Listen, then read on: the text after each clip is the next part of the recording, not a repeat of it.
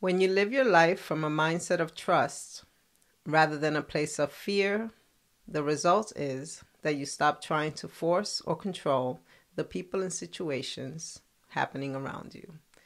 That is a quote from the book The Mastery of Self by Don Miguel Ruiz Jr. I recommend it. It's a very good book. I spent way too many years moving, behaving, acting, and thinking from a place of boredom, pessimism, frustration, impatience, overwhelmment, worry, and insecurity until the inevitable would come, depression. Not such great feelings. It's really hard to move from these places, to make movement from these places, to think from these places, to plan from this place of emotion. Ever since I can remember, there have been times where I was feeling insecure. I'll give you an example. When I was 15, I was very overweight and not happy with myself. I struggled with weight. I wasn't really struggling. I just didn't even bother at that time. It was such a custom. Ever since little, they used to call me La Gorda. So for me, it was just a natural thing. But I wasn't happy with myself. And so I was very insecure. And I was mean. I was mean to my brothers and sisters. When I wasn't just staying quiet and being up my mom's skirt, I was being mean to my brothers and sisters. They used to call me the bitch.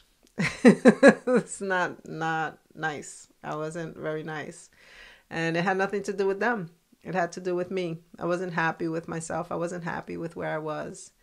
And when I was 15, I met someone and he gave me some attention and boy, I was happy. I thought I was. I was so happy to have someone find me attractive. Now looking back, people have always found me attractive, but I didn't feel it.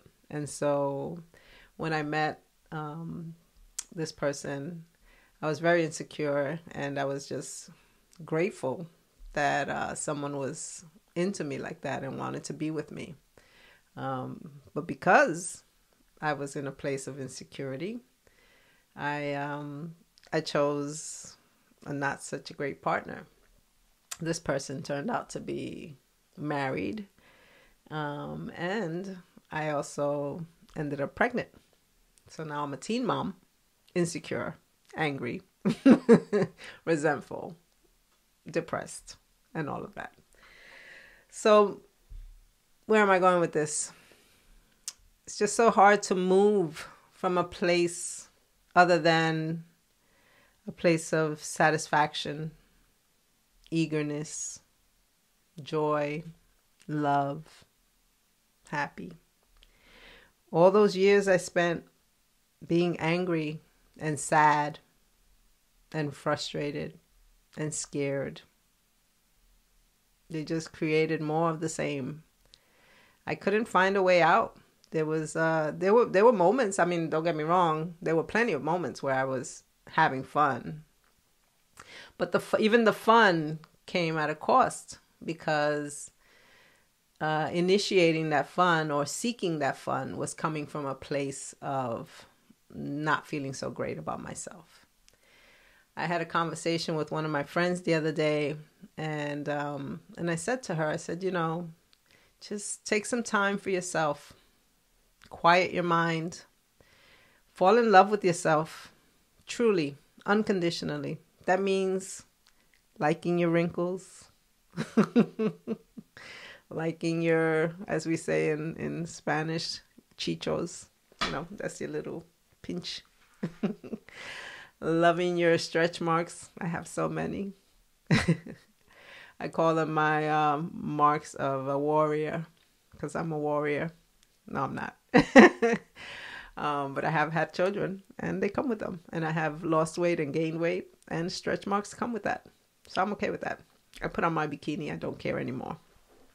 But I was telling my friend, You know, I always recommend this book, The Mastery of Self, and also The Mastery of Love, because I think these books started helping me, or they started the process for where I am now. That, along with some other tools and listening to Abraham Hicks, and just my life has changed so much because I learned to love myself unconditionally. And although it's not 100% all of the time, but most of the time, I am in love with myself. When I look in the mirror in the morning, I am in love with what I see. And there's no turning back from that, because now I know what I have to do to put myself in that place. And I didn't have those tools before. So I wanted to share with you something I found. I know you know about this one. This is a scale, right? This is the pain scale, right? You see this at the doctor's office. I wish I had a better way to show you this. I'll get more tech savvy, I promise. But anyway, you have the pain scale, right? You go from no pain to the worst possible pain. And most times, or many times, if you catch the pain early, you sort of can, avoid getting to the worst, which is 10, which is the worst possible pain. So you catch it early. Like sometimes my daughter was here. One of my daughters was here the other day, and she was feeling some sort of cramps. And I said, hey, so did you take some, ibuprofen to help with that? Or did you drink water? Or did you put a hot pad or something? Because I know some people don't like to take any over-the-counter medication. But if you catch it early enough, you can sort of, not allow yourself to get to not allow the pain to get to that stage, the number 10, where it's the worst possible pain, right? So the same goes for this emotional guidance scale, which I use a lot. I'm sorry about this. I know I'm going to get there. I'm going to be able to put some screens up for you guys. I'm working on it. Baby steps. Remember that. So anyway, so there's 22 emotions on the in the emotional guidance scale. You go anywhere from number 1, joy, appreciation, empowerment, freedom, love, all the way down to 22, which is fear, grief, depression, despair, powerlessness. So I use this tool a lot lately because it helps me to realize where I am at the moment. So for example, the other day I woke up and I was like really feeling good. I'd meditated and I took my walk. But somewhere along the walk, I think I might have seen something or someone that brought up a memory of a not so great moment. And I tried to just get that thought out of my head. And I did for a moment. I started looking at the flowers and looking at the water, the birds, the boats that were going by, the people that I see every day, and we smile at each other. And I felt good for about maybe 5 minutes. And then the thought came back again. And I could not shake this thought. It just kept coming. And the thing with this is that the more attention you give to a negative thought, the deeper you get. So if you don't catch it in time, just like the pain, if you don't catch your emotions in time, then sometimes you'll find yourself in a place where you're really uncomfortable. So for example, if I was feeling, where would I have been? Pessimistic. Or, yeah, if I was feeling pessimistic. If I didn't take myself out of that, eventually I did. Eventually I was able to come out of that feeling. But if I didn't, I could have very easily gone to a place of frustration or impatience. I could have started feeling overwhelmed. I could have been disappointed at myself because now I'm stuck in this place and I couldn't get out of it. It took some exercise, it took some work. It took some, not really work, because it's not work. It just takes thinking better thoughts. And so I did, when I couldn't get out of it and I was walking, I was now on my way back home. And I was still back and forth. It was like a wobble. It was like a seesaw. It was like I was going up and then I was down again. I was up and I was down again. And so then I just started saying, you know what? Just then now let it go. Now keep it general. You saw this and it made you feel this way. Now what? Now what? Now what? And I came home and I tried to meditate. I took a shower. I eventually took a nap, and that helped. When I woke up, I wasn't in the same place anymore. So now, because I took a nap and I sort of felt a little refreshed, I could now focus on thinking once again about things that make me happy. I started to say, I love my plants. I love my couch. I love this music I'm listening to, this meditation music I'm listening to. I had a really good walk this morning. I love the way the walks make me feel. And so I took myself out of that place. But this tool comes in handy for me, this emotional guidance scale. This is by Abraham Hicks. Esther and Jerry Hicks put it together. This is from the book Ask and It Is Given. I also recommend it.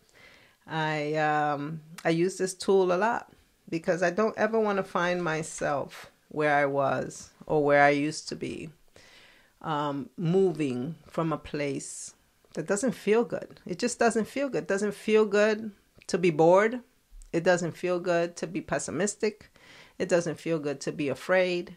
It doesn't feel good to be to be full of hatred. It doesn't feel good to feel like you want to have some revenge. Those feelings don't feel good. And no matter what you try to tell yourself, they don't feel good. And I know they don't feel good because eventually I would end up depressed. And a few years back, maybe about 6 years ago, I was in such a depressive state that I even started thinking about having suicidal thoughts. And thankfully, I was able to pull out of that. That was the first time that I ever really thought about it as much as I did. And it's not a good place to be. And so when you don't catch yourself early enough, and you keep replaying the same thoughts that keep putting you in that same feeling, that's where you're headed. And for many, they don't find a way out and they do what they do. Thankfully, I didn't.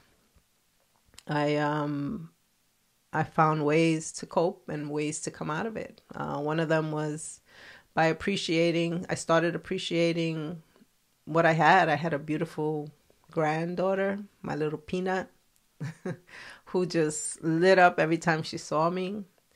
I had my children to be thankful for. I had a beautiful apartment. And I just started that way. Started being appreciative of what I had. And I'm not saying that this works for everyone. Some people need something more.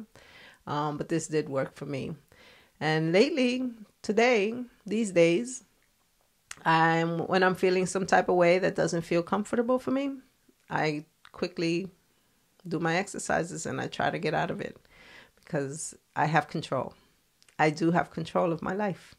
And everything that happens to me for a reason. And usually if it's negative, it's that I'm in a negative place. Or I'm feeling like I don't have control when I do.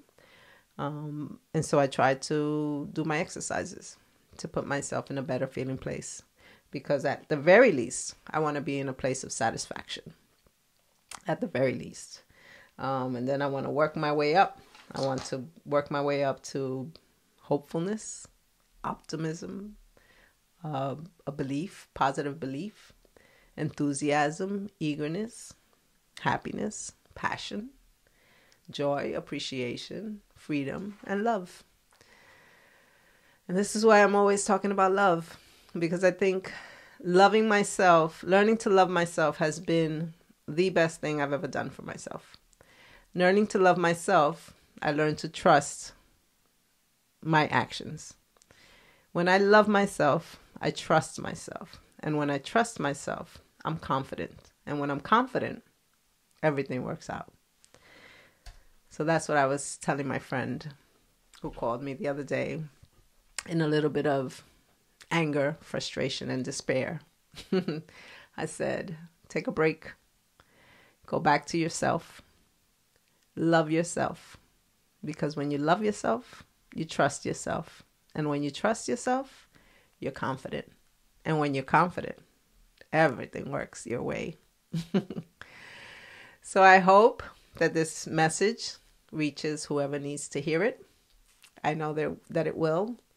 And thank you. Thank you. I appreciate you. Thank you for listening to me. Thank you for your likes. Thank you for your comments. Keep them coming. I love comments. I love to hear what people are thinking. If you have any questions, send them to askguapa@gmail.com. Follow me on YouTube. Subscribe to my YouTube, Guapa Pod. I have Instagram, Guapa Pod, Guapa Fernandez. You name it, everything Guapa.